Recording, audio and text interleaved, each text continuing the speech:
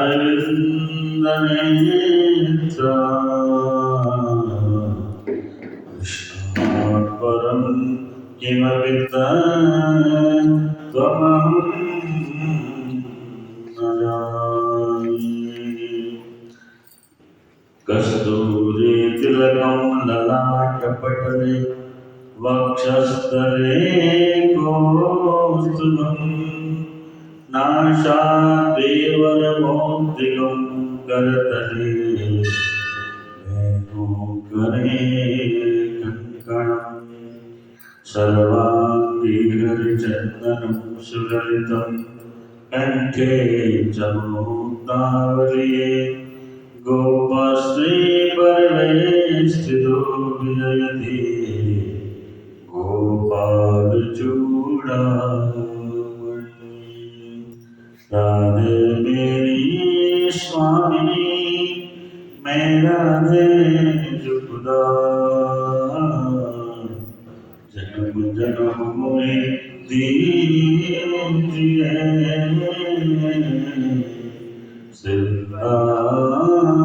वृंदावन को वास। जन्म जन्म मोहे दीजिए वृंदावन को वास। राधे कृष्णा गोविंद गोपाल राधे माधवा राधे कृष्णा गोविंद गोपाल राधे माधवा राधे कृष्णा गोविंद गोपाल राधे माधवा। ओ माधवा माधवा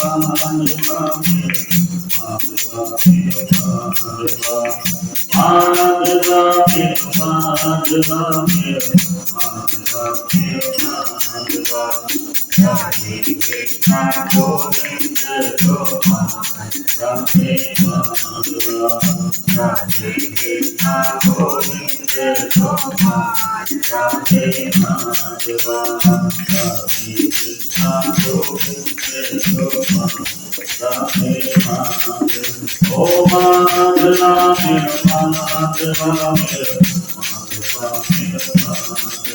ओ माधवा माधवा कृष्णा हरे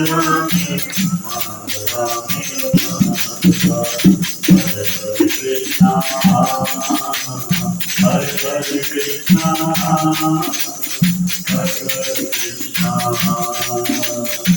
हरे कृष्णा हरे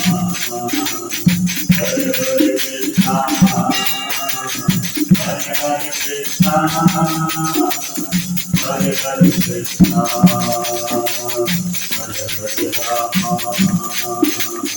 हरे हरे राम हरे हरे राम हरे हरे राम हरे हरे राम। राधे कृष्णा गोविंद गोपाल राधे माधवा राधे कृष्णा गोविंद गोपाल। ओ माधवा माधवा माधवा माधवा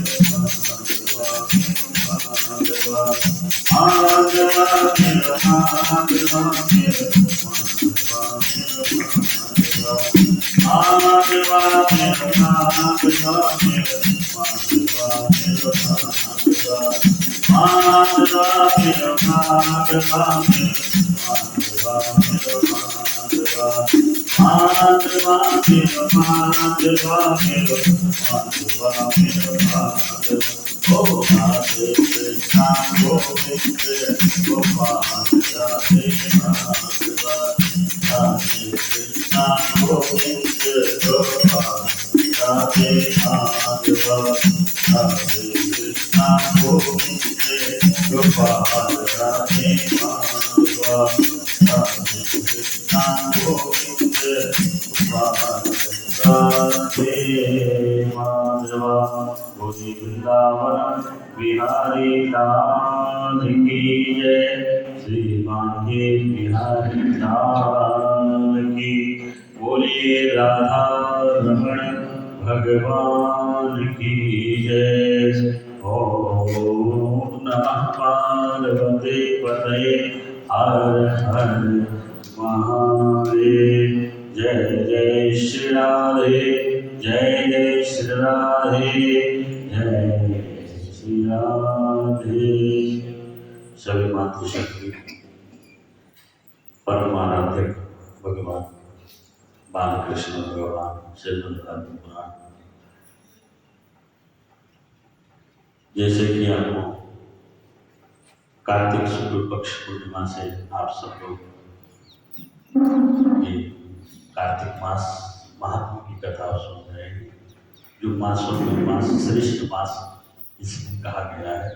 कार्तिक मास स्वयं भगवान विष्णु स्वरूपा, भगवान विष्णु। और जैसे कि प्रथम दिन से आप कथा सुनते हैं, सत्यभामा भगवान श्री कृष्ण की उस कथा को सुन रही है। और मैं भी साधने में सूत जी महाराज स्वर्गादि 88,000 ऋषियों को सुना। इस कार्तिक माह में विशेष जो महात्म्य बताया, गंगा स्नान का विशेष महत्व है और तुलसी पूजन देवदान का विशेष महत्व है। साधना का विषय है, जितने लोग साधना कर सकें। प्रातः काल उठने का जो महीना है वो केवल कार्तिक मास कोशिश करेंगे। लोग प्रयास कर रहे हैं और माताएं सभी जगह, ये नहीं कि यहीं पर पूरे भारतवर्ष में ये परंपरा हमारे हिंदुओं की है कि प्रातः काल 4 बजे उठ करके पहले हम लोग गंगा स्नान करें। और गंगा ये जरूरी नहीं है कि आप हरिद्वार में जाकर के गंगा स्नान करें, ऐसा कदापि हमारे हिंदू धर्म में बंधन है ही। इसलिए हमारा सनातन धर्म श्रेष्ठ है, बंधन बिल्कुल नहीं है हमारे इसमें।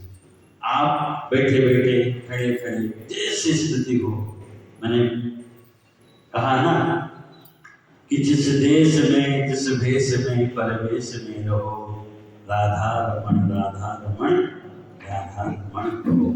बस जैसे जैसा भाव होता है उस भाव से हम पूजा कर लेते हैं। और कोई बंधन ही नहीं कि 3 घंटा बैठ करके भगवान की प्राप्ति कर सकते हैं। खड़े खड़े जो आपका ध्यान भगवान पे लग जाए, अगर एक क्षण निम्नम योजते, एक क्षण भी अगर आपका ध्यान ठाकुर जी के चरणों में चला गया तो एक घड़ी आधी घड़ी आधी घड़ी। भगवान के भजन के लिए घंटों की आवश्यकता नहीं होती है, क्षण भी बहुत होता है, लेकिन वो क्षण उस समय केवल परमात्मा के लिए हो। यही भगवान ने कल समझाया, चतुर्मास की कथा को समझाया कि महाराज प्रयागराज में स्नान करने का जो महत्व है वो क्या है। प्रयाग में आपने स्नान किया, वहाँ पर त्रिवेणी संगम और गंगा यमुना का जो अद्भुत मिलन है, वहाँ पर बीच मध्य भाग में जो व्यक्ति स्नान करता है, तीर्थराज से तीर्थराज तीर्थों पर राजा जो प्रयाग है वो मनवांछित फल प्राप्त करता है। प्रातः काल स्नान करने का जो कार्तिक मास में विशेष है वो आयु आरोग्य और औषधियाँ प्रकट होती है। अगर आप चाहते हो कि चेहरे पे झुर्रियाँ ना पड़े, बुढ़ापापन न दिखाई दे, तेज आपके चेहरे में जो ग्लो है वो बना के रहे, ब्यूटी पार्लर में जाने की आवश्यकता नहीं। ये केवल प्रातः काल उठने का साधन है। जाना पड़ता ना साल भर में, आज के दिन हर महीने ही जाते। हाँ, तुम तो नई मॉडल की हो, पर फिर भी जो हमारी और मातृशक्ति है उनको तो बेचारों को देखा देखी करके जाना पड़ता है ना। पहले देखा हम तो जाते नहीं, मजाक कर लेकिन रहे हैं। आज की युवा पीढ़ी ने कर दिया तैयार, जाओ जाओ जाओ। हमारे पास टाइम नहीं है। हाँ, तो कहने का मतलब है, वाकई में सही बात है कि ये जो शरीर की सौंदर्यता है ये एक कार्तिक मास में अगर आपने नियम से यम नियम जो भागवत के अष्टांग योग होता है, इसमें से एक नियम अगर आपने कर दिया तो महाराज 12 मास में 12वें मास में अगर कार्तिक मास की हमने पुण्य कथा को सुन लिया तो बड़ा लाभदायक है। इसलिए इस कार्तिक इसमें साधना का ये विषय है। हम साधना कर सकते हैं और मनोवांछित फल प्राप्त कर सकते हैं। इसलिए कार्तिक मास को विशेष महत्व भगवान विष्णु ने अपने स्वरूप का नाम दिया। कहते हैं इस महीने में मेरे स्वरूप का दर्शन करो और महामंत्र का जाप करो। महामंत्र क्या है जो आपको मैं रोज करवाता हूँ कि हरे कृष्ण कृष्ण कृष्ण हरे हरे हरे राम राम हरे हरे। और पुरुषोत्तम मास में कौन सा? ओम नमो भगवते वासुदेवाय। हाँ, इस और बद्रीनाथ में जब जाओगे तो कौन सा? ओम नमो नारायणाय। देखो माँ है विष्णु की, लेकिन अलग अलग समय पर अलग अलग महत्व दिया। ओम नमो नारायण, यानी लक्ष्मी भी जिसके साथ में विराजमान करती हूँ उसे उसे नारायण कहते हैं। अकेले लक्ष्मी नारायण नारायण नहीं हुआ, नारायण है, यानी चतुर्थी विभक्ति लगा दी गई कि यानी लक्ष्मी के साथ रमण करते हैं, विराजमान है, ऐसे वो नारायण बद्री विशाल में। लक्ष्मी जी बाहर है भले हैं, लेकिन साधना रूप में खड़ी है बाहर बद्रीनाथ। इसलिए आप विशेष कार्तिक महत्व और दीपदान का जो विशेष महत्व इसमें बताया, और इसी में आपका करवा चौथ का भी व्रत आज है। बहुत शुभकामनाएं आप सबको। अखंड सौभाग्यवती का आशीर्वाद हम व्यासपीठ से आपको देते हैं कि ऐसे अचल सौभाग्य आप सबका बना रहे, ऐसा आपको आशीर्वाद। और कार्तिक मास की कथा में प्रवेश करते हैं। कल आपने चतुर्मास और तीर्थ का दर्शन और तीर्थ का महत्व के बारे में आपने सुना कि त्रिवेणी में जाकर के प्रयागराज में तीर्थराज में दर्शन करने से, तीर्थराज में यज्ञ हवन करने से, तीर्थराज में जो है कोई भी फल अगर प्राप्त होता है, और विशेष वहाँ पर तीर्थराज का जो स्नान होता है यानी वो कार्तिक से शुरू होता है, और उसके बाद वहाँ कल्प स्नान होता है। महाकल्प का स्नान कब होता है? 14 जनवरी से प्रारंभ होता है मकर संक्रांति के। वो कल्पवास करने के लिए संत लोग आते हैं। महाकुंभ 12 वर्ष में या अर्ध कुंभ 6 वर्ष में आता है, लेकिन जो वहाँ के स्थानीय लोग हैं वो कल्प स्नान कल्पवास करने के लिए वहाँ के जो संत शिरोमणि हैं वो त्रिवेणी में जाकर के नृत्य पढ़ते हैं।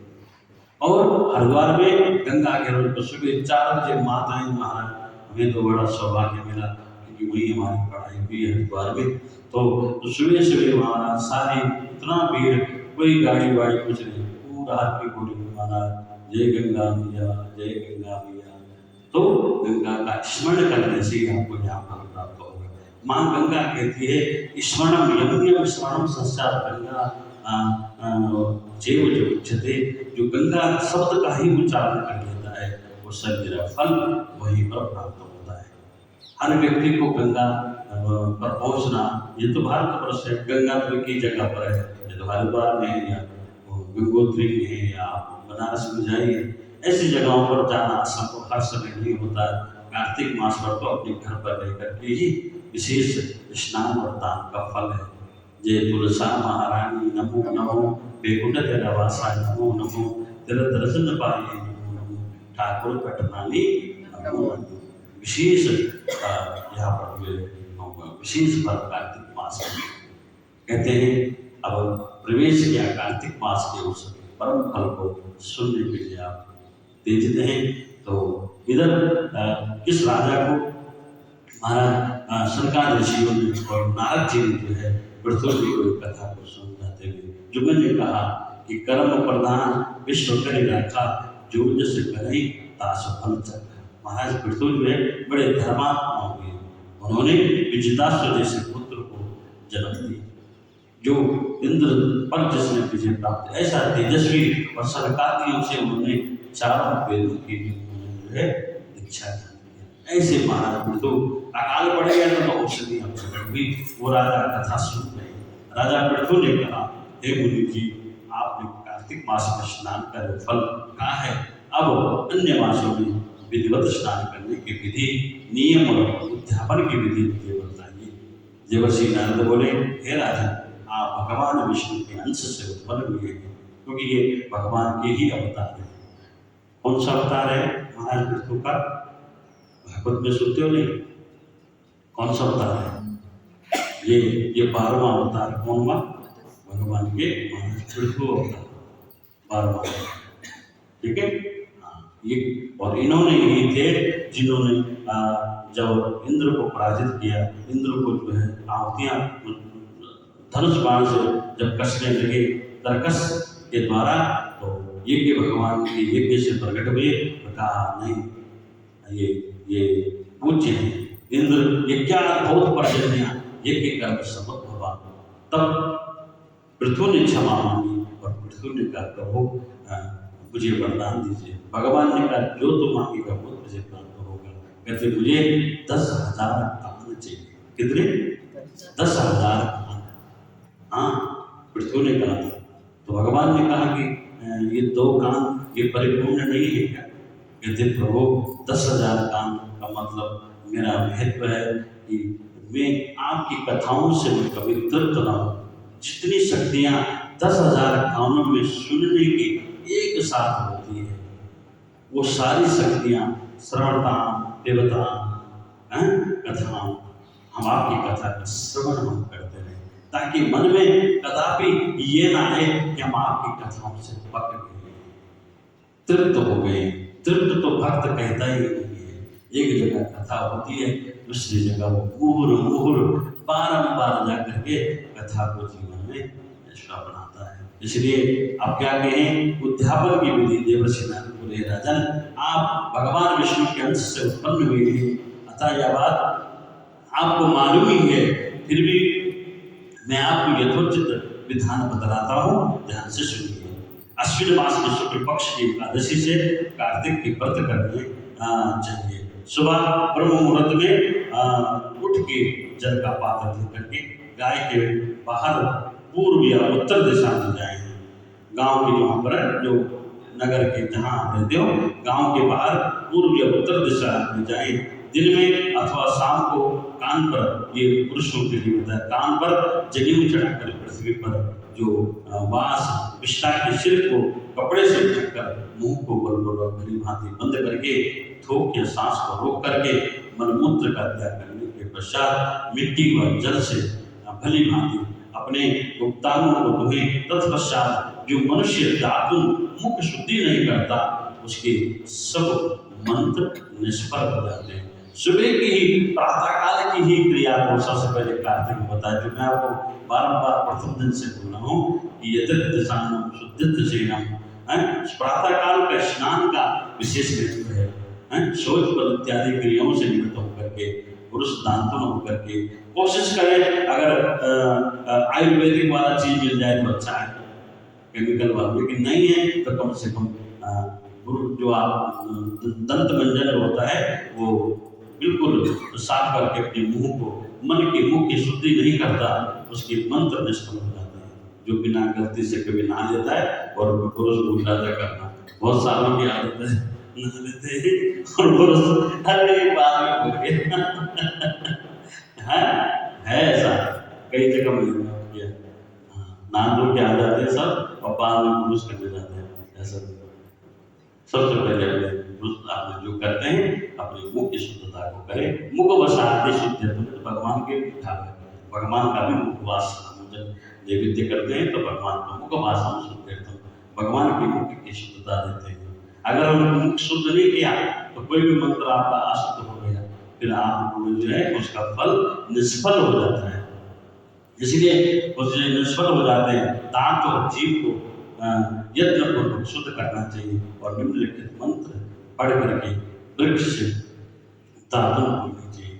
जैसे अमरूद इत्यादि हुआ, तेमरू एक वृक्ष आता है, तेमरू का एक डंडा, वो आयुर्वेदिक का होता है, उसको मुंह में चबा करके क्या होता है, नीम की दातुन, सही करके कोशिश करें कार्तिक में इन सब से प्रयत्न करें।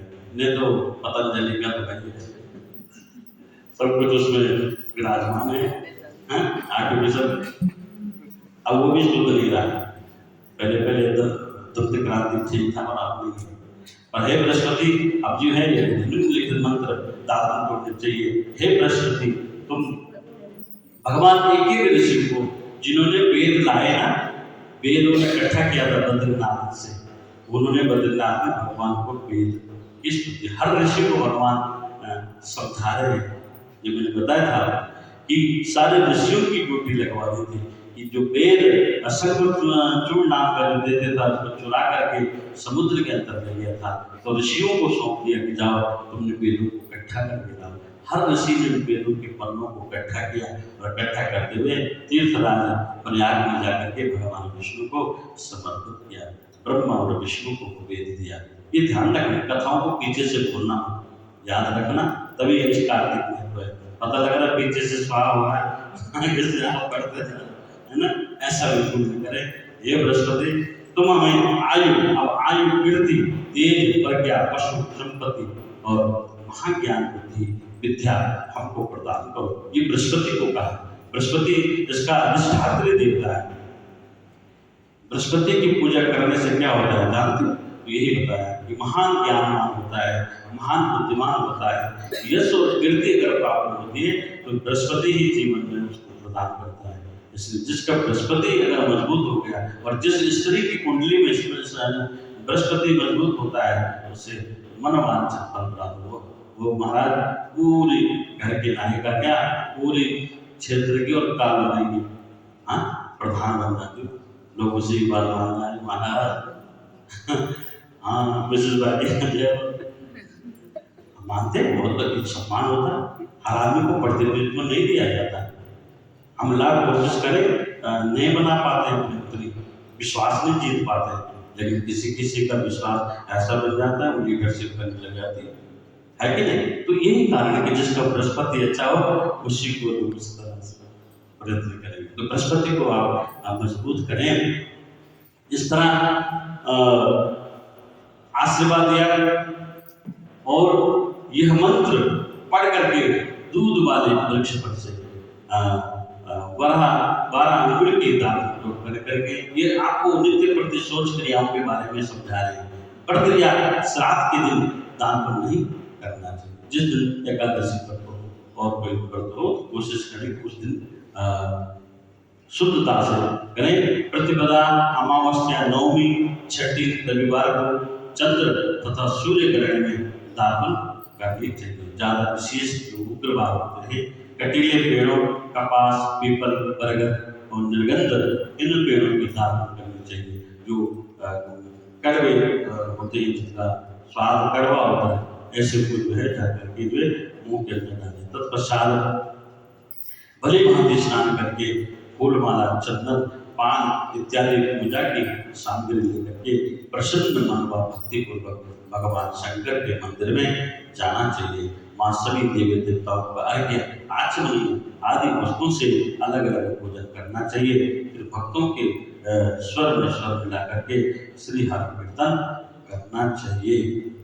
ओम नमः शिवाय, ओम नमः शिवाय, ओम नमः शिवाय, ओम नमः शिवाय, ओम नमः शिवाय, ओम नमः शिवाय, ओम नमः शिवाय, ओम नमः। कुछ नहीं चाहिए तो केवल पंचाक्षर जरूर नहीं है कि ओम नमः संभवे, नमः संभवाय च मयोभवाय च नमः शंकर, जरूर। जो वैदिक के वेद निष्ठ और ब्राह्मण है वो वेद पढ़ने का अधिकार है।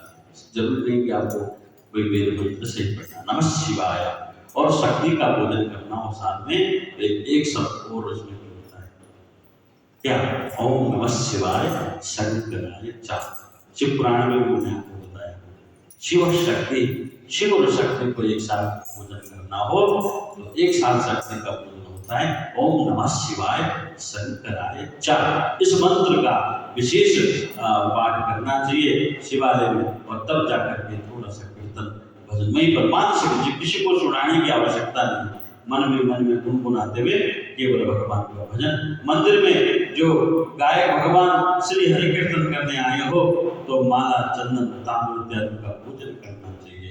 अब जैसे ब्राह्मण देवता हो, कोशिश करो ब्राह्मण को तिलक करो, उनके मुंह से भजन कीर्तन सुनो। अगर अपने आप नहीं गुना सकते तो आइए, मंदिर तो है ही है, मंदिर इसीलिए बना रखा है, संत महात्मा पुजारी जो बैठते हैं उनके द्वारा थोड़ा सा भगवान की स्तुति गा लिया करो, सुन लिया करो। आता नहीं तो कम से कम सुनने का भी बड़ा महत्व दिया गया है।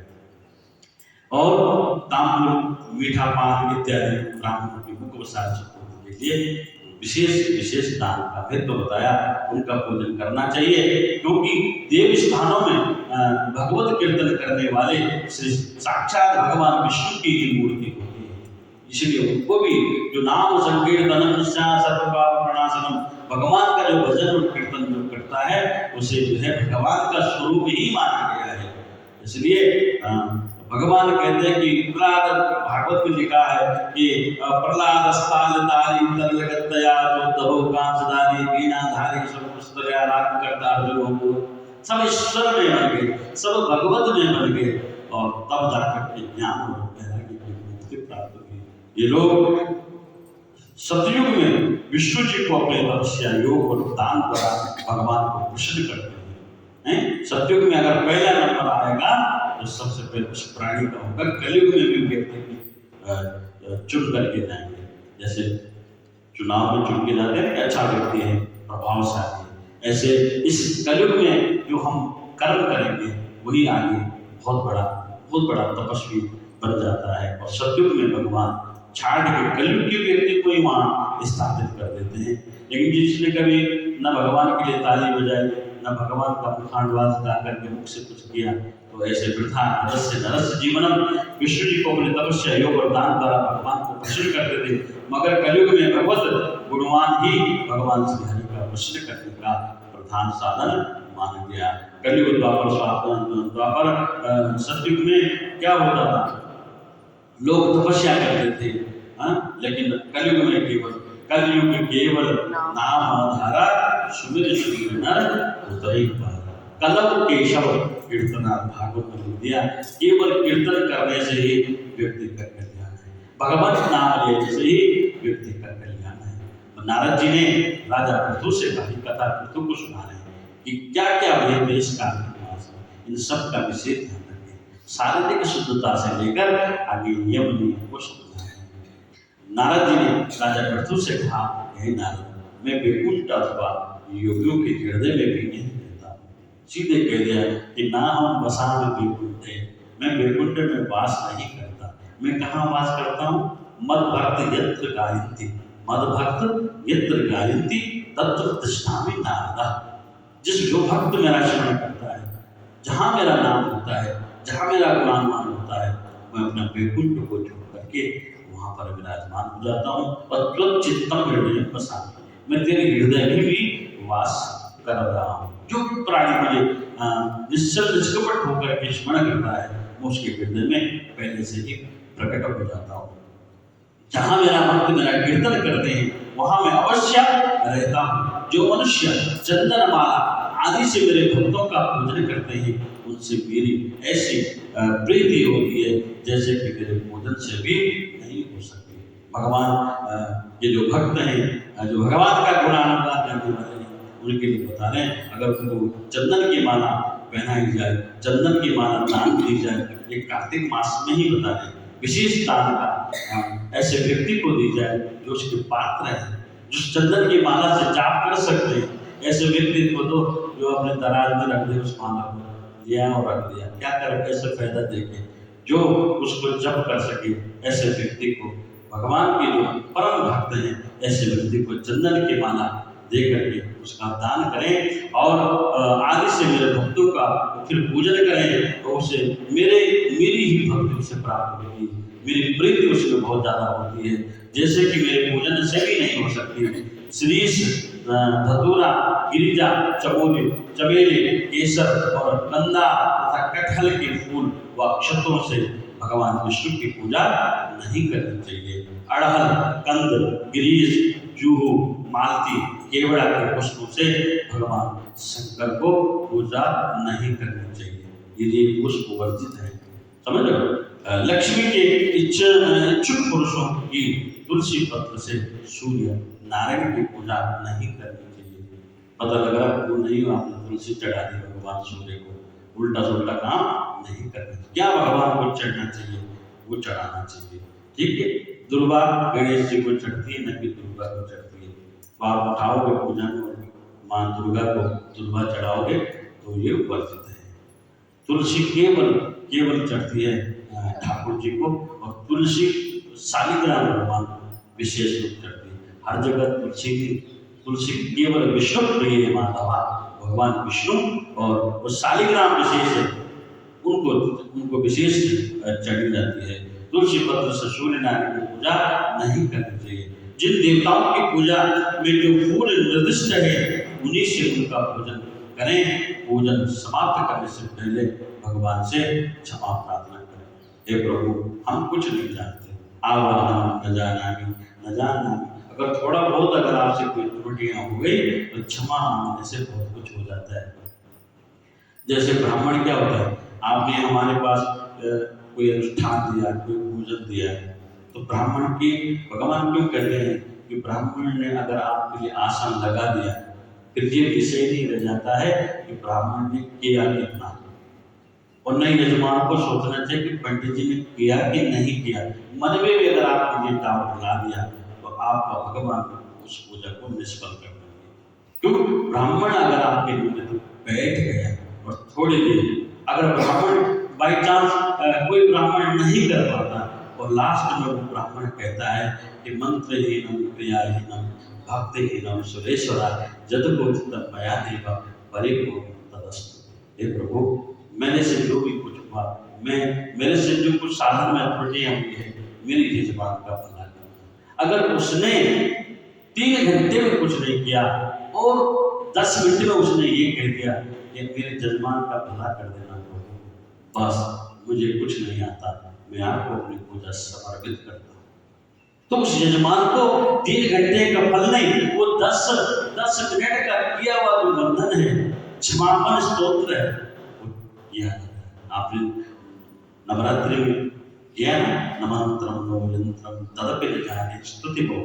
ये माता, हम क्या जानते हैं आपकी भक्ति, हम तो पुत्र है, आप तो माता है, माता कभी कुमाता नहीं हो सकती, इसलिए हम आपका वंदन करते हैं। वो भी अगर त्रुटियां रही है अगर, तो अपने आप हम श्रेष्ठ न कि मैं जानकार हूँ, हम कभी भी किसी चीज में पारंगत नहीं हो सकते, हमेशा अपने में कमियां देख करके भगवान की पूजा करनी चाहिए। शब्द बताया, इसी को समझाना है कि मंत्रहीनम क्रियाहीनम भक्तिहीनम सुरेश्वरा जदपूजितम मया देव परिपूर्णम तदस्तु। हे सुरेश्वर, हे देव, मेरे पास न मंत्र है, देखो बोल लेना, मैं आप पढ़ रहा हूँ लेकिन पहले मैंने आपको बता दिया कि न मेरे पास मंत्र है न क्रिया है, मैं भक्तिहीन हूँ। जो कुछ भी पूजा मैंने आप की है उसे सब आप पूरा करें। ऐसी प्रार्थना करने के बाद दंडवत प्रणाम, स्त्रियों को दंडवत प्रणाम नहीं करना चाहिए, पुरुषों को करना चाहिए। दंड होता है लंबी टांग करके, लेकिन स्त्रियों को घुटना टेक करके भगवत प्रणाम करना चाहिए और क्षमा प्रार्थना करके भगवत प्रार्थना करना चाहिए। श्री हरि की कथा सुननी चाहिए और प्रसाद ग्रहण करना चाहिए। इस तरह बताई गई विधि के अनुसार जो मनुष्य कार्तिक व्रत का अनुष्ठान करते हैं वह संसार के सभी सुखों को भोगते हुए अंत में मुक्ति को पाते हैं। ये शब्द को समझाते हुए अब घड़ियों के बारे में बताया, 2 घड़ी शेष रात और दिन का क्या महत्व है, ये कथा हम कल सुनेंगे। आइए, श्री राधे गोपाल भज मन श्री राधे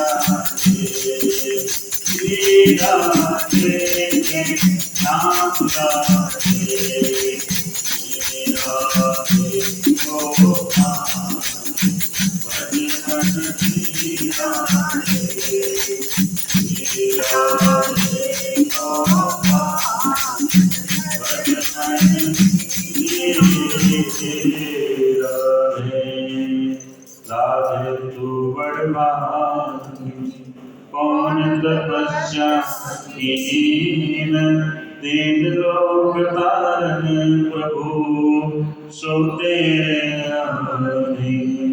वृंदावन को वृक्ष को मर्म न जाने कोई, डाल डाल और पात पात श्री राधे राधे होय। बोले वृंदावन बिहारी लक्ष्मी नारायण भगवान की, धर्म की अधर्म का प्राणियों में विश्व का, गो माता की, धरती माता की, बोलिए सद्गुरुदेव भगवान की जय। जय जय श्री राधे, जय जय श्री राधे, जय श्री राधे श्याम। भगवान की पवित्रता और सोच के लिए हमको समझाते हैं आज की कथा का मतलब है, जितनी हम पवित्रता जीवन में लाएं, जितनी शुद्धता हम जीवन में लाएं, उतना हमारे मंत्र की शुद्ध, आसन शुद्ध तो मंत्र शुद्ध। अगर हमारा आसन ही शुद्ध नहीं तो मंत्र की शुद्धता कहाँ से होगी। ये समझा रहे हैं महाराज पृथ्वी उस ज्ञान को दे रहे हैं और नारद जी वक्ता बनकर के कथा को सुना। ऐसे हम आगे आगे क्या कर सकते हैं, कथा पूरे महीने भर चलती है, इसलिए प्रत्येक अध्याय को अलग अलग कथा को आप समझेंगे। और शाम को जिन माताओं को वैसे ग्रुप में डाल रखा करवा चौथ की जो